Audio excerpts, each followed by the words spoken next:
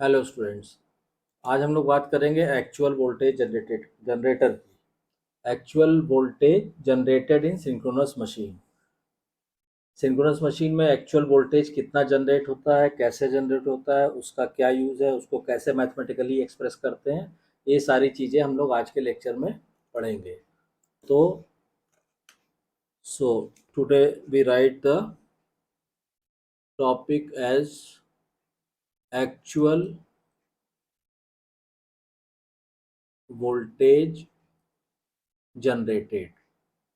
Synchronous machine में actual voltage कितना generate होता है और कैसे।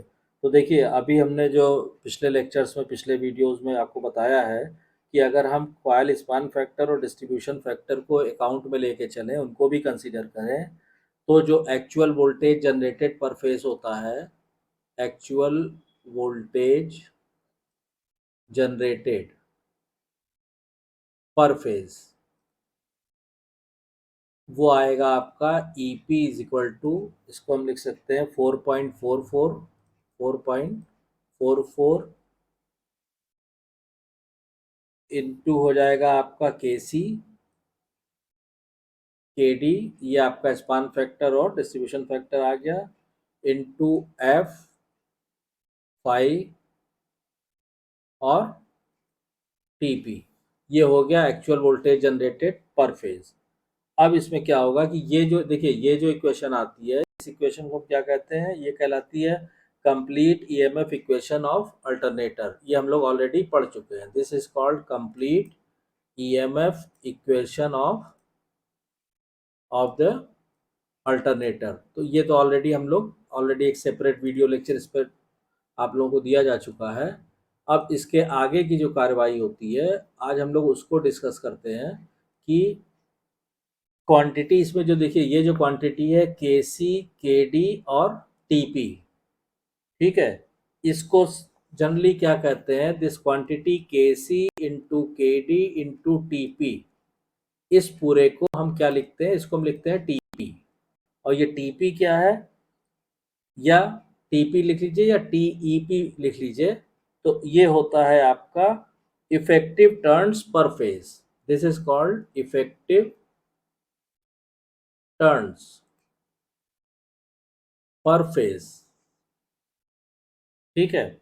अब इसमें क्या होगा कि it is smaller than the actual number of turns per phase due to fractional pitch coils and due to distribution of winding over several slots under each pole. तो ये जो इफेक्टिव टर्न्स पर फेज होता है, ये actual turns per phase से कम आता है, क्योंकि इसके अंदर के सी और के डी भी कंसीडर होता है। तो the coil span factor and distribution factor of a winding are sometimes combined into a single winding factor which is the product of Kc and Kd। यानी कि इस Kc Kd को कंबाइंड रूप से हम क्या ले लेते हैं, Kc into Kd is combinedly known as Kw। और ये Kw क्या कहलाता है, ये कहलाता है वाइंडिंग फैक्टर। इस Kw is called winding factor. अब अगर हमने कहा कि मान लीजिए हमारा अल्टरनेटर स्टार कनेक्टेड है, तो इसमें हम लिख सकते हैं कि for a star connected alternator, ठीक है। स्टार कनेक्टेड अल्टरनेटर में क्या होगा, हमें मालूम है कि लाइन वोल्टेज और फेज वोल्टेज में क्या रिलेशन होता है, line voltage is equal to √3 times of phase voltage, ठीक। और ये रिलेशन होता है, तो इसका मतलब क्या हुआ कि alternative terms for the voltage E R. तो ये जो वोल्टेज ई जनरेट हो रहा है, इसके लिए जो हम अल्टरनेटिव टर्म यूज करते हैं, या इसको और हम क्या कह सकते हैं, तो जो अल्टरनेटिव टर्म इसको हम open circuit voltage per phase भी बोलते हैं। देखिए, this is also called open circuit voltage per phase, या इसको हम no load voltage per phase भी बोलते हैं, नो लोड। ये आपको इसलिए बता रहे हैं कि ऐसा ना हो कि इनमें से कोई चीज लिखी हुई आ जाए तो आप कह रहे हैं हमने पढ़ा ही नहीं इसको। इसको no load voltage per phase भी बोलते हैं, इसको एक्साइटेशन ईएमएफ भी बोलते हैं, एक्साइटेशन ईएमएफ पर फेज, ठीक। और इसको इंटरनल मशीन वोल्टेज भी बोलते हैं, this is also called internal machine voltage per phase हो गया। और लास्टली इसको वोल्टेज बिहाइंड सिंक्रोनस रिएक्टेंस, इसको वोल्टेज बिहाइंड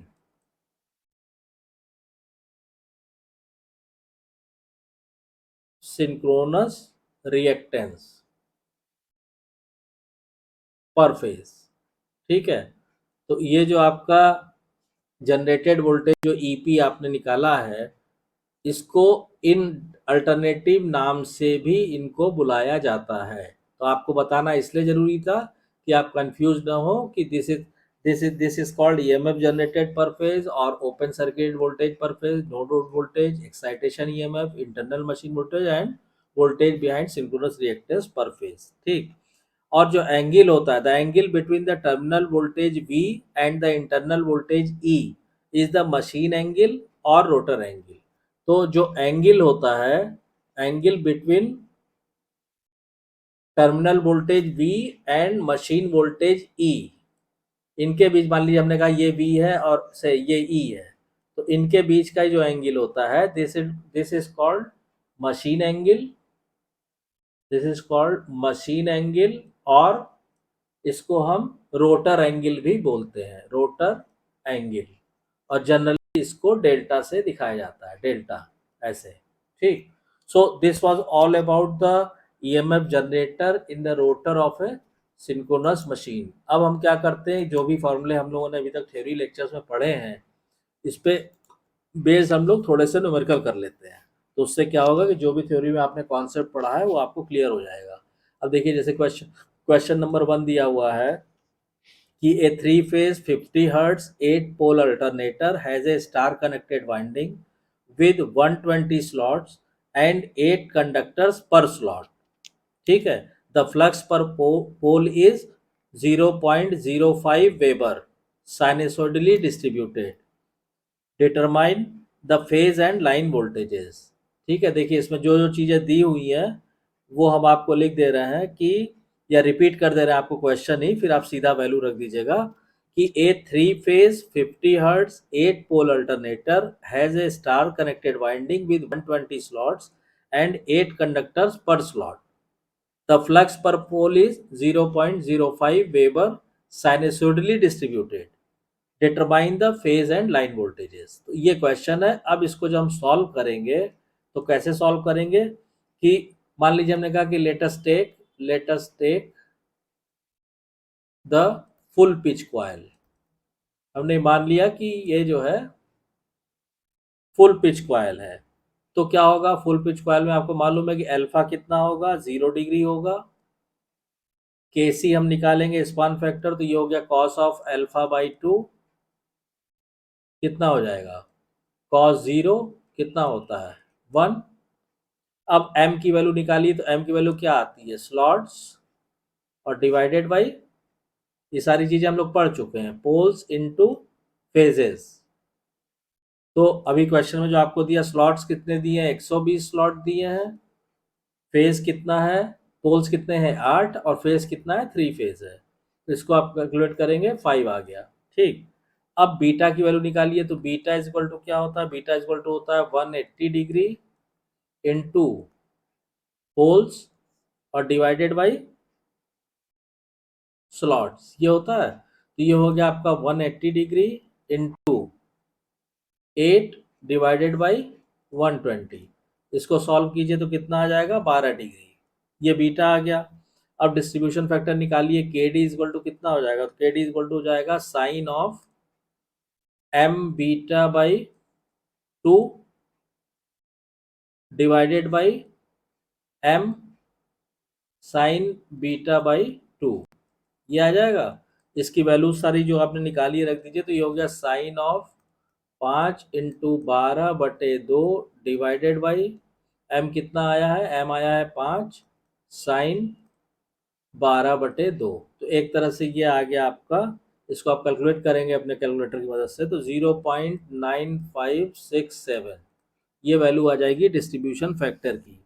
अब टोटल नंबर ऑफ कंडक्टर्स निकालिए, तो टोटल नंबर ऑफ कंडक्टर्स ये इज इक्वल टू कितना हो जाएगा, एक स्लॉट में कितने हैं, तो कंडक्टर्स पर slot into number of slot, number of slots. तो ये हो गया आपका कंडक्टर्स पर स्लॉट हो गया 8 इनटू नंबर ऑफ स्लॉट्स कितने दिए हुए हैं 120, तो ये आ गया आपका 960। ठीक है। अब इसके आगे हम करते हैं, तो कंडक्टर्स पर फेज निकालिए, तो ये हो गया आपका कंडक्टर्स पर फेज। तो 3 फेज है, तो क्या कीजिए ZP। ठीक है, तो ये क्या हो जाएगा, ZP आप निकालेंगे तो ये आ जाएगा 960 डिवाइडेड बाई 3, ये हो गया आपका 320। अब जनरेटेड वोल्टेज पर फेज कितना हो जाएगा, जनरेटेड वोल्टेज पर फेज ये हो गया आपका EP इज इक्वल टू, सीधा सीधा आ गया आपका 2.22 KC KD F into 5 into ZP ये हम निकाल चुके हैं 320।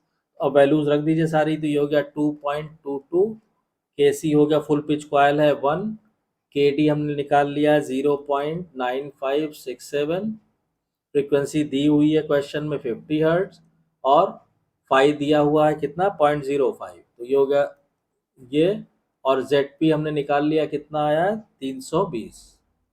तो इसको आप कैलकुलेट करेंगे तो ये आएगा आपका 1699, 1699 वोल्ट। तो अब ये तो हो गया आपका पर फेज। अगर हम लाइन वोल्टेज, या तो हम लिख सकते हैं जनरेटेड